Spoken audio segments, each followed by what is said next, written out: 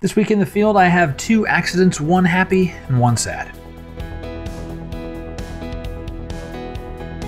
And then my cold hands just dropped my 10-stop filter. Hey everybody, I'm Scott Davenport. Welcome to In the Field. Thank you for joining me today. If this is your first time checking out my videos, thanks for giving me a shot. I hope you like what you see.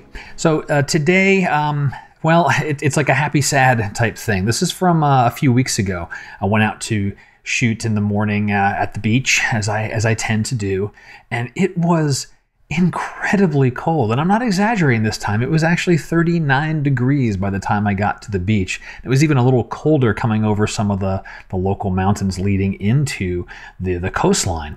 And so, yeah, I had on, you know, a windbreaker and a jacket or so forth, but I did not bring a hat or gloves or so forth. So it was chilly. And yes, the water was very cold. I still can't help but get my feet wet at the ocean, even unwittingly. This one, I stepped into a tide pool. You know, it happens. It was dark before the sun came out. That's what happens at sunrise.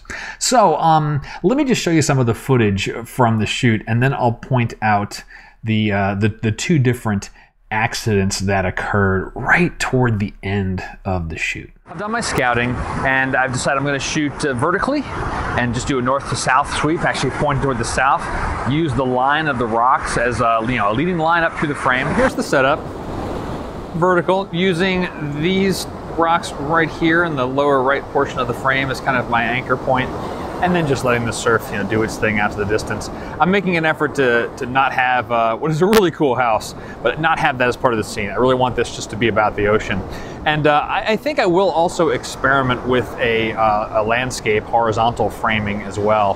Now it's just a matter of waiting for the ocean. I want it to fill in this space to the left of these rocks here.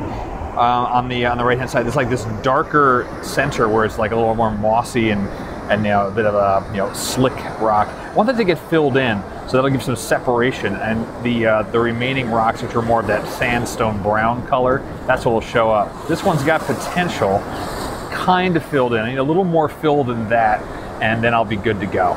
I'm not worried at all about sunlight. There's not going to be anything happening with sunrise today, and that actually will work. I'm going to turn this into an outing for my black and white project and just make it about some of the swirling surf, simple rocks, really try to keep the composition minimal, which is why I've set up here. There's fewer foreground rocks, and it'll really just be kind of a nice soft fade into the background. I moved down the beach a little bit further and doing a very minimal composition. I mean, really, it is basically this rock and a little bit of that moss-covered collection of rock back there, and smoothing out the ocean entirely. I have the 10-stop filter on there. I'm going to end up with about a minute and a half of an exposure, so not super duper long, but enough to make that ocean fundamentally disappear. And what drew me to it was the pristine nature of the sand right now. There's no footprints. I did have a little run-in with a surfer who ran out just as I was setting up, but I was able to recompose and get those footprints out of the scene. So I got another 30 seconds or so on this exposure, and then I'm gonna move on down and check out some of the reef that's down here at the southern end. Well, I got through that exposure, and then my cold hands just dropped my 10-stop filter. So rest in peace, and I will be seeing a new version of you very soon.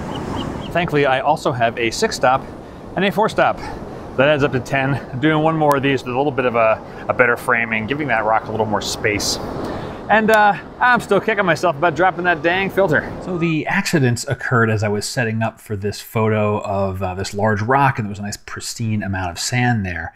I had gotten my composition fine-tuned, dialed everything in, had my filters installed to do a nice long exposure, and I had the remote trigger in my hand about to press the shutter, and the one surfer that decided to go out that morning went right through the beach area. I was like, okay, I get it. It's the easiest access point. But of the entire stretch of beach, that was the one moment and one spot he had to go through. Fortunately, this one turned into kind of a happy accident. So a couple of waves came up right after that and mostly washed his footprints away, but not entirely. And it forced me to change my composition. So I had started out with a composition like this. and it's pretty weak. It's too straight on. The ocean is just not as a good of angle. It's not a very dynamic photo. And because of where the guide walked through, I had to tilt and change things a little bit. And I ended up with a much stronger composition as a result. That's what I'm showing you here now. So that was the happy accident. But no sooner did I readjust my composition. Well, what do we do when we readjust the composition and we're using filters? We take the filters out, we recompose, we remeter the scene, double check to make sure that things haven't changed, set focus point. I'm using a 10-stop filter. I can't really focus through that dark piece of glass. I do all that stuff. I mentioned it was 39 degrees. Yeah, so my hands are cold, and for whatever reason, I decided to use my left hand to put the filter back in, and I'm a right-handed person. I think I put my right hand in my pocket to keep it warm. Sure enough, cold hands, not as dexterous with my left hand, dropped the filter, landed on the rock, broke into at least 6 pieces. And that was the end of that filter. So that was the unhappy accident for sure. And that's kind of an expensive mistake. I mean, these filters are, between $100 and $200 to replace, which was a bummer. Fortunately, at least for the shoot, I also had a 6-stop and a 4-stop, so I very carefully put the 2 of those into the front of the camera, and was able to at least capture the photo that I had intended to. And then I decided I was going to be done for the morning. I think having that filter crack into a bunch of pieces, not even crack, it just shattered. I mean, you drop a piece of glass on a rock, it's going to break. So yeah, that kind of ended the morning for me. So if there's a tip of the week, I suppose it's just be extra careful with your gloves. Be extra careful with your filters. Bring a pair of gloves, or just realize accidents happen. Yeah, I was bummed, but I didn't really get down on myself, because sooner or later something like that's going to occur. And trying to be a half full glass kind of guy, it wasn't a lens.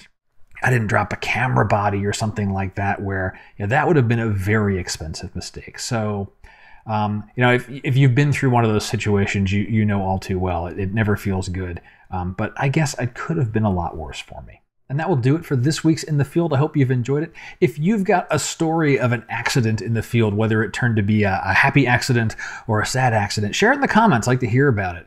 I'm sure that every one of us has got some type of story about there. And yeah, we're photographers. We like to share our war stories of either things gone bad that ended up turning out great, or sometimes things just go bad. Let me know. Let me know what you're thinking. And if you've got any other questions about photography, please hit me up. Love to hear from you. Until next time, my name's Scott Davenport, and happy shooting.